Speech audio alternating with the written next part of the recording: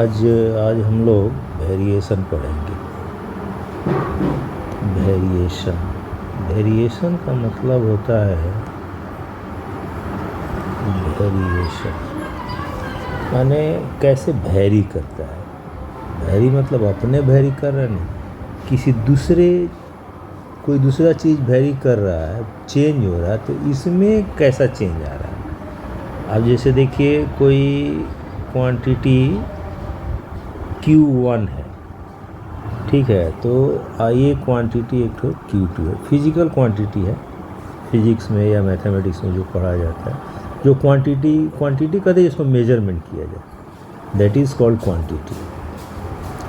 तो Q1 का जब वैल्यू बढ़ेगा, जैसे Q1 का मान लीजिए अभी इसका वैल्यू है 5, और जब इसका Q1 जब 5 हो रहा है तो Q2 जो है 200 हो रहा है, Q2 200 हो रहा है। अब बोला जा रहा है कि Q1 जो है इसका वैल्यू बढ़ गया, आपका 5 से 10 हो गया, तो माने इसका वैल्यू चेंज हो गया, पहले 5 था अब 10 हो गया। तो इसका वैल्यू बढ़ भी सकता है और घट भी सकता है। बढ़ेगा तो मान लीजिए 300 हो गया, और यदि घटेगा मान लीजिए एज्यूम करना है 150 हो गया। तो इसका वैल्यू जब बढ़ रहा है, Q2 का वैल्यू जब बढ़ रहा है, Q1 जब बढ़ रहा है तो Q2 का भी बढ़ रहा है, और Q1 जब घट रहा है तो Q2 का भी घट रहा है। तो इस तरह का रिलेशन जो है, वेरिएशन जो है, इसको हम लोग बोलते हैं डायरेक्ट रिलेशन। डायरेक्ट का मतलब क्या हुआ कि एक क्वांटिटी बढ़ेगा तो दूसरा भी बढ़ेगा, और एक तो देखिए जैसे कि यहाँ ये बढ़ा तो यहाँ पर ये घट गया, तो एक क्वांटिटी बढ़ेगा तो दूसरा घटेगा, माने ये इनडायरेक्ट या बहुत अच्छा से एक्सप्लेन करना होगा तो इन्वर्स माने उल्टा। तो Q1 यदि बढ़ रहा है और Q2 भी बढ़ रहा है, तो इसको बोलेंगे Q1, इसको बोलेंगे हम लोग Q1 is directly proportional to Q2। इसका मतलब हुआ if the value of Q1 increases, the value of Q2 is also increases। इसको बोलते हैं डायरेक्टली प्रोपोर्शनल। हाँ, इसको शॉर्ट में मैथमेटिक्स में क्या होता है कि भाई हम लोग बेसी लिटरेचर का यूज़ नहीं करते हैं,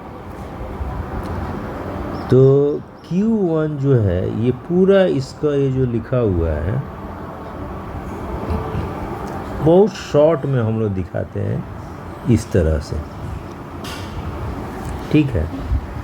उसके बाद दूसरा रिलेशन है, ये Q1 का वैल्यू जब बढ़ रहा है तो Q2 का घट रहा है, तो इसको हम लोग लिटरेचर में बोलेंगे Q1 इज इनवर्सली प्रोपोर्शनल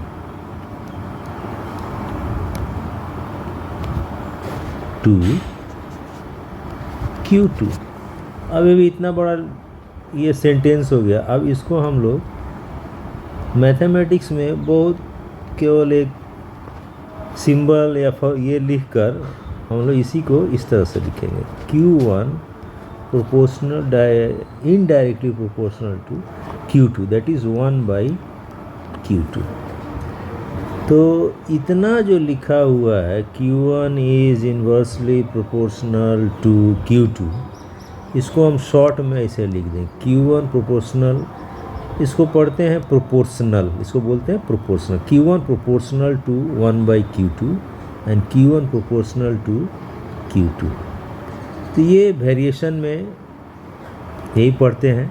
अब ये जो है, अब इस पर जो एग्ज़ाम्पल बहुत सारा इस पर दिया जाएगा तो आइडिया क्लियर होगा आखिर इसको हम लोग क्यों पढ़ते हैं, वेरिएशन हम लोग क्यों पढ़ते हैं। तो Q1 directly proportional to Q2 और दूसरा हुआ Q1 directly indirectly proportional to Q/2। अब इससे लिखने से तो मेरा सवाल सोल्व होगा नहीं, अभी दोनों के बीच में मैथमेटिकल साइन कुछ लाना होगा। इसका मैथमेटिकल साइन होता है Q1 is equal to some constant, धर लीजिए कांस्टेंट K1 इंटू Q2। इसका भी तो जब भी प्रोपोर्शनलिटी, इसको साइन ऑफ प्रोपोर्शनलिटी बोलते हैं, तो साइन ऑफ प्रोपोर्शनलिटी जब भी हम मतलब चेंज इसको हम अरिथमेटिक में बदलेंगे तो वहाँ कांस्टेंट एक ठो आ जाता है। अब यहाँ पर Q1 इज इक्वल टू यहाँ दूसरा कांस्टेंट होगा बाई Q2। तो ये हो गया हमारा प्रोपोर्शनलिटी का वेरिएशन कैसे हो। इस पर अरिथमेटिक का ऐसा कोई भी सवाल नहीं है जो आप नहीं बना पाइएगा। अरिथमेटिक तो 10 क्लास तक ही पढ़ा जाता है, तो इसमें 10 क्लास तक का सभी सवाल, इसके बाद वाला में हम पार्ट में जब दूसरा कोई वीडियो बनाएंगे उसमें हम एक एक करके सब बताएंगे। इसमें इतना ही, वीडियो बड़ा हो जाने से फिर वो लोग अलाउ नहीं करते, इसलिए इतना ही वीडियो बनाकर हम आज बंद कर देते हैं। दूसरा वीडियो में फिर इसके बाद का डिस्कशन करेंगे हम लोग, ठीक है, ओके।